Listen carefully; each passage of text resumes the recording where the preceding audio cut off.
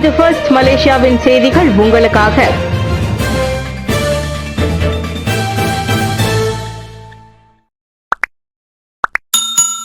Tanjong காராங் செம்பனை எண்ணெய் ஆலையில் கொதிகலன் வெடிப்பு, இந்திய பிரஜை உட்பட 4 வெளிநாட்டு தொழிலாளர்கள் காயம். குவாலஸ்லாங்கூர் தஞ்சோங் காராங்கில் உள்ள ஒரு செம்பனை எண்ணெய் ஆலையில் இன்று காலை பாய்லர் கொதிகலன் வெடித்ததில் 4 வெளிநாட்டு தொழிலாளர்கள் தீக்காயங்களுக்கு ஆளாகினர். தொழிலாளர்கள் நீராவி கொதிகலனில் தண்ணீரை சூடாக்கும் போது ஏற்பட்ட வெடிப்பால் தீ ஏற்பட்டது. இதையடுத்து பெஸ்தாரி ஜெயா நிலையத்திற்கு காலை 8:55 மணிக்கு அவசர அழைப்பு வந்ததாக ஸ்லாங்கூர் தீயணைப்பு மற்றும் மீட்பு துறை உதவி இயக்குனர் அகமது முக்லிஸ் முக்தார் தெரிவித்தார். எனினும் தீயணைப்பு வண்டி சென்று சேருவதற்குள் தீ அணைக்கப்பட்டு விட்டது. பாதிக்கப்பட்ட 4வரில் 2 நேபாளிகள், தலா 1 இந்திய பிரஜை மற்றும் வங்காளதேசி ஆவர். 20 முதல் 30 வயதிலான அவர்களுக்கு கால்களில் தீப்புண் காயங்கள் ஏற்பட்டன. அங்கிருந்த பொதுமக்கள் அந்நால்வரையும் தஞ்சோங் காராங் மருத்துவமனையில் சேர்த்தனர். பாசர் மாசில் சொந்த மகனையே கத்தியால் குத்திய தந்தை 7 நாட்கள் தடுத்து வைப்பு. கிளந்தான் பாசர் மாசில் நேற்று சொந்த மகனையே கத்தியால் குத்தி காயப்படுத்திய தந்தை விசாரணைக்காக இன்று முதல் 7 நாட்களுக்கு தடுத்து வைக்கப்பட்டுள்ளார். கொத்தபாரு மேஜிஸ்ட்ரேட் நீதிமன்றத்தில் அந்த உத்தரவு பிறப்பிக்கப்பட்டது. கொலை முயற்சி தொடர்பில் குற்றவியல் சட்டத்தின் கீழ் விசாரிக்க ஏதுவாக 47 வயது அந்த ஆசிரியர் தடுத்து வைக்கப்பட்டார். முன்னதாக கம்போன் பங்கோல் சே டவுலில் காய்கறி வெட்டும் கத்தியால் அவ்வாடவர் 2 முறை குத்தியதில் 11 வயது மகன் நெஞ்சிலும் வயிற்றிலும் காயமடைந்தார். அச்சிறுவனுக்கு மருத்துவமனையில் தீவிர சிகிச்சை அளிக்கப்பட்டு வருகிறது. மனைவியுடன் 3வது முறையாக விவாகரத்து பெறும் முயற்சியில் இருக்கும் அந்த ஆசிரியர் மன அழுத்தத்தில் மகன் என்றும் பாராமல் அவ்வாறு நடந்து கொண்டது தொடக்க கட்ட விசாரணையில் கண்டறியப்பட்டது. மலேசியாவில் மற்ற இனத்தார் அதிகாரத்தை கைப்பற்றுவதை அனுமதிப்பதா? மீண்டும் விஷத்தை கக்கும் மகாதீர். நாட்டின் அதிகாரத்தை மற்ற இனத்தாய் கைப்பற்றுவதை அனுமதிக்கும் முன் அதன் விளைவுகள் குறித்து மலாய்க்கார இளைஞர்கள் ஆழமாக யோசிக்க வேண்டும். முன்னாள் பிரதமர் டாக்டர் துன் மகாதீர் அவ்வாறு கேட்டுக் கொண்டுள்ளார். மலாய்க்காரர் அல்லாதோருக்கு ஆட்சி செலுத்த உரிமை உண்டு என பெரும்பாலான மலாய்க்காரர்கள் எண்ணுகின்றனர். அவர்களும் இந்நாட்டு குடிமக்களே. மலாய்க்காரர்கள் போன்று அவர்களும் மலேசியாவை ஆள முடியும் என வாதம் முன்வைக்கப்படுகிறது. ஆனால் மலாய்க்காரர் அல்லாதோர் தங்களை உண்மையிலேயே இந்நாட்டு மக்களாக கருதவில்லை. அவர்கள் இன்னமும் தங்களது பூர்வீக நாட்டை தான் தூக்கி பிடிக்கின்றனர். அவர்களின் மொழி, கலாச்சாரம், பள்ளி கல்வி, இவ்வளவு ஏன் அரசியல் கட்சி கூட பூர்வீக நாட்டையே சார்ந்துள்ளது. இவர்கள் நம்மில் ஒருவராக இல்லை, ஒதுங்கியே இருக்கின்றனர். இதுவே இன்றைய சமூக நிதர்சனம். இது தவிர பொருளாதாரமும் அவர்களின் பிடியில் தான் உள்ளது. இந்த நிலையில் ஆட்சியையும் அவர்கள் கையில் ஒப்படைத்தால் நிலைமை என்னவாகும்? சொந்த நாட்டிலேயே மலாய்க்காரர்கள் நாதியற்று போக வேண்டியதுதான் என செடட் எனும் தனது எக்ஸ் தளத்தில் அந்த முன்னாள் பிரதமர் பதிவிட்டுள்ளார். மலேசியா மீதான மலாய்க்கார் அல்லாதோரின் விசுவாசம் குறித்து மகாதீர் கேள்வி எழுப்புவது இது முதன் முறை அல்ல. எனவே அவர் தனது பாணியில் விஷத்தை கக்கட்டும், பொருட்படுத்தாமல் அதை நாம் கடந்து செல்வோம் என வலைதளவாசிகள் கூறி வருகின்றனர். மலாக்காவில் ஸ்பா மையத்தில் 16 வயது பையன் மேற்கொண்ட கற்பழிப்பு முயற்சி. நாக்கை கடித்து துப்பிய இளம்பெண். மலாக்கா தாமன் பாச்சாங் உத்தாமாவில் உள்ள ஸ்பா மையத்தில் வாடிக்கையாளர் போல் நுழைந்த 16 வயது பையன் அங்கிருந்த ஊழியரை கொள்ளையிட்டு கற்பழிக்கவும் முயன்றதால் பரபரப்பு ஏற்பட்டது. ஏப்ரல் 30ஆம் தேதி நிகழ்ந்த அச்சம்பவத்தில் அந்த ஸ்பா மையத்திற்கு வந்த சந்தேக நபர் வரவேற்பாளரான பெண்ணிடம் தனது தோழிக்காக சிகிச்சை கட்டணங்கள் குறித்து விசாரித்து இருக்கிறான். தோழி வந்து கொண்டிருப்பதாகவும் அவன் சொன்னான். கேட்ட தகவல்கள் கிடைத்ததும் ஸ்பா உள்ளே நுழைந்தவன் திடீரென அப்பெண்ணின் வாயை தன் கையால் மூடி சிகிச்சை அறையினுள் பிடித்து இழுத்தான்.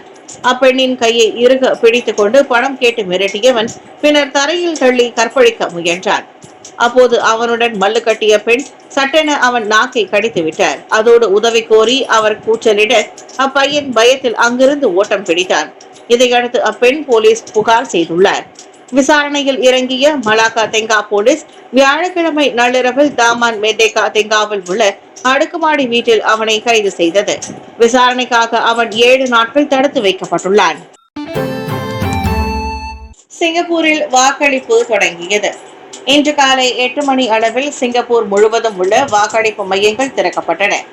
இங்கு 27,50,000 வாக்காளர்கள் 2025ஆம் ஆண்டுக்கான பொது தேர்தலில் தங்களது ஜனநாயக கடமையை நிறைவேற்ற உள்ளனர். சுமார் 1240 வாக்களிப்பு மையங்கள் செயல்பட்டு வரும் நிலையில் இரவு 8 மணிக்கு மூடப்படும்.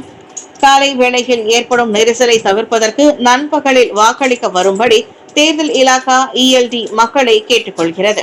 இதனிடையே சிங்கப்பூருக்குள் வாக்களிப்பதை தவிர 10 வெளிநாட்டு வாக்களிப்பு மையங்கள் அந்தந்த நகரங்களில் உள்ளூர் நேரப்படி காலை 8 மணி தொடங்கி இரவு 8 மணி வரை செயல்படும். துபாய், லண்டன், வாஷிங்டன் DC, New York, San Francisco, Canberra, Tokyo, Beijing, Hong Kong மற்றும் ஷாங்காய் ஆகிய இடங்களில் வெளிநாட்டுக்கான வாக்களிப்பு மையங்கள் செயல்படுகின்றன. சுமார் 18,389 சிங்கப்பூர் நாட்டினர் வெளிநாட்டு வாக்காளர்களாக பதிவு செய்துள்ளனர். நியூசிலாந்தில் ஏற்பட்டுள்ள மோசமான வானிலையால் மலேசியர்கள் பாதிக்கப்படவில்லை. விஸ்மா புத்ரா தகவல். நியூசிலாந்தில் குறிப்பாக வெலிங்டன், கேன்டர்பரி வட்டாரங்களில் ஏற்பட்டுள்ள மோசமான வானிலையால் மலேசியர்கள் எவரும் பாதிக்கப்படவில்லை. வெளியூர் அமைச்சரான விஸ்மா புத்ரா அதனை உறுதிப்படுத்தியது. என்ற போதிலும் அங்குள்ள மலேசியர்கள் முழு விழிப்புடன் இருக்குமாறு அது கேட்டுக்கொண்டது. வெலிங்டனில் உள்ள மலேசிய உயர் ஆணையம் வாயிலாக நிலவரங்கள் அணுக்கமாக கண்காணிக்கப்பட்டு வருகின்றன. இந்நிலையில் அங்கு உதவி தேவைப்படும் மலேசியர்கள் உயர் ஆணையத்தை தொடர்பு கொள்ளுமாறு அறிவுறுத்தப்படுகின்றனர். வெலிங்டனில் கனமழையுடன் வரலாறு காணாத அளவுக்கு மே 1ஆம் தேதி புயல் காற்று வீசியது. இதனால் பாதுகாப்பு கருதி பள்ளிகளும் வணிக தளங்களும் மூடப்பட்ட வேளை ஏராளமான விமான பயணங்களும் ரத்து செய்யப்பட்டன. எனினும் நிலவரம் சற்று மேம்பட்டதால் உயர்மட்ட வானிலை எச்சரிக்கை நேற்று மீட்டுக் கொள்ளப்பட்டது. வெலிங்டனில் அனைத்துலக விமான நிலையமும் மீண்டும் திறக்கப்பட்டது. என்றாலும் விமான சேவைகள் இடையூறு சந்தித்துள்ளன. சட்ட நடவடிக்கையால் பெட்ரோனஸ் சரவாக் அரசாங்கம் இடையே முற்றும் மோதல். எரிவாயுவை பதப்படுத்துதல் மற்றும் விநியோகம் செய்தலை சட்டவிரோதமாக மேற்கொள்வதாக கூறி பெட்ரோனஸின் துணை நிறுவனமான PCSB எனப்படும் பெட்ரோனஸ் கேரிகாலி சென்ட்ரிகான் பிரிகேட்டுக்கு சரவாக் அரசாங்கம் நோட்டீஸ் அனுப்பியுள்ளது.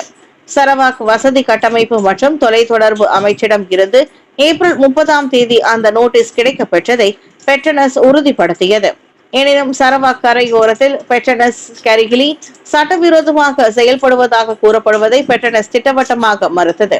PDA எனப்படும் 1974ஆம் ஆண்டு பெட்ரோலிய மேம்பாட்டு சட்டத்தின்படியே எல்லாமும் நடக்கிறது.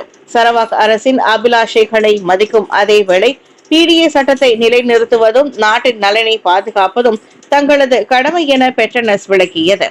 எனவே தொழில்துறை, மாநிலம் மற்றும் நாட்டின் நன்மைக்காக இந்த பெட்ரோலியம் தோண்டும் நடவடிக்கை தெளிவான விதிமுறைகளோடு தொடருவதை உறுதி செய்ய மத்திய அரசு, சரவாக் அரசாங்கம் மற்றும் பெட்ரோனஸுடன் அணுக்கமாக ஒத்துழைக்கவும் பெட்ரோனஸ் உறுதி பூண்டுள்ளது.